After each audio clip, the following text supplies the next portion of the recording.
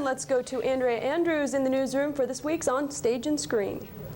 Since the weather has been so gloomy this week, and now that we've just heard that the weekend isn't going to be much better, what better time to go see one of spring's new movie releases? I saw Neil Simon's latest release, The Marrying Man, yesterday.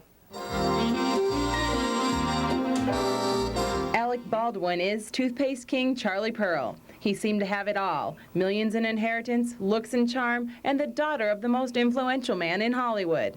He was to be married in just 6 short days when his buddies took him on a wild trip that he'd never be able to forget. Charlie falls head over heels for a big-time gangster's girl, Vicki Anderson, played by Kim Basinger. Gotta see you again, Vicki.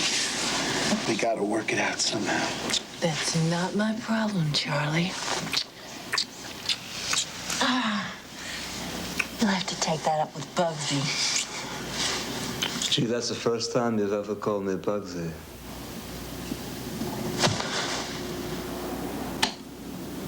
Oh, my God. Oh, this is bad. Well, This is so bad. Bugsy's not too happy that his girlfriend's been fooling around, so he forces Vicki and Charlie to get married at gunpoint, and that's where their matrimonial roller comes. This movie hits close to home for writer Neil Simon, who was just remarried to his ex-wife. Simon says remarrying the same person is a great love story, especially in Charlie and Vicki's case, where they were remarried 4 times. I think Neil Simon's got a good thing going with The Marrying Man. The movie has a great cast. Alec Baldwin and Kim Basinger are great together in this movie, and the supporting cast with talent such as Paul Reiser and Fisher Stevens really adds to the humor of this movie. This is the movie to see if you want to be entertained. It made me laugh, and the thing that I really liked was that in this dreary weather, that it had a cheerful and happy ending. Merv Griffin has become the subject of a $50 million palimony suit. A former employee of Griffin, Brent Plott, claims that he was the entertainer's lover during a 4.5-year relationship and is suing for half the profits from Wheel of Fortune and other Griffin businesses.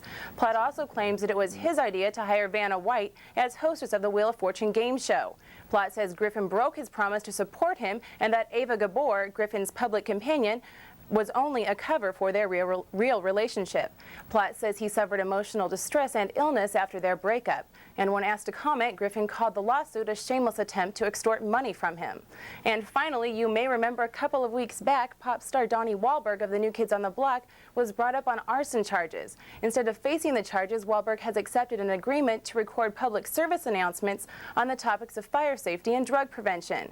After the PSAs have been delivered, the charge will be dismissed. Because of confusion about the agreement, many news accounts erroneously reported that Wahlberg had pleaded guilty. That's all from the entertainment desk. Back to you, Jeff and Carrie. All right, thanks a lot, Andrew. And that is our report for tonight. Thanks for joining us. Good night.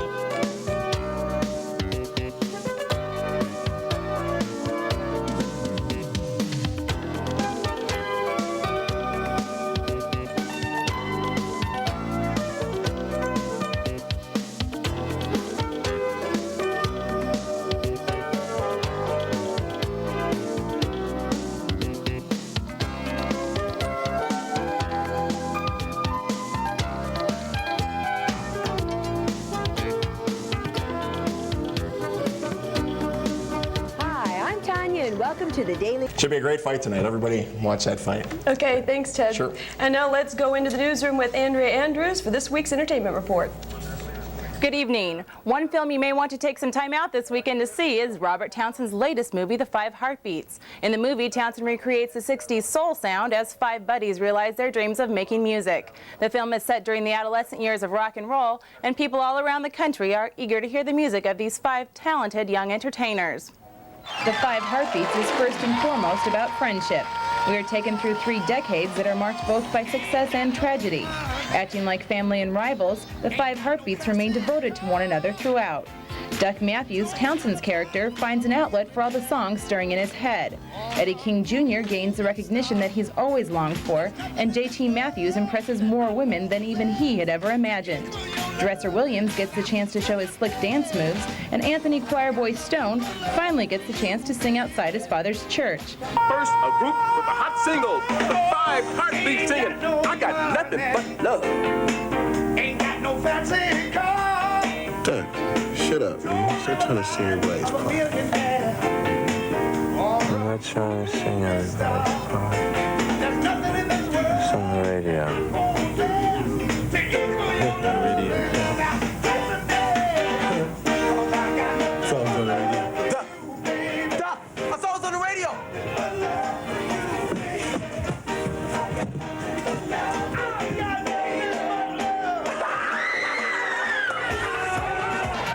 Director, writer, and producer Robert Townsend says the inspiration to make the film came from his passion for music and the memories he had of Motown from his childhood. I grew up on, the Temps, the Dells, the Spinners, the Four Tops, the Delphonics, and I as I guess as an entertainer,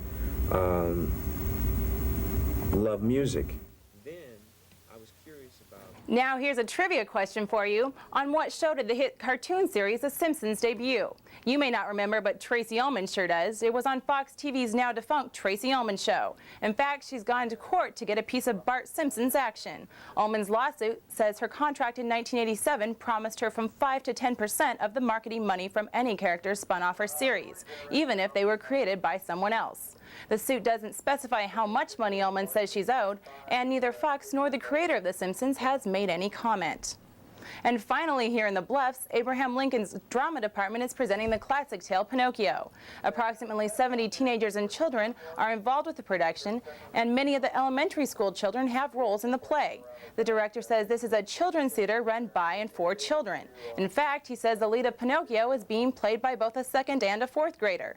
Most of the roles have been double cast.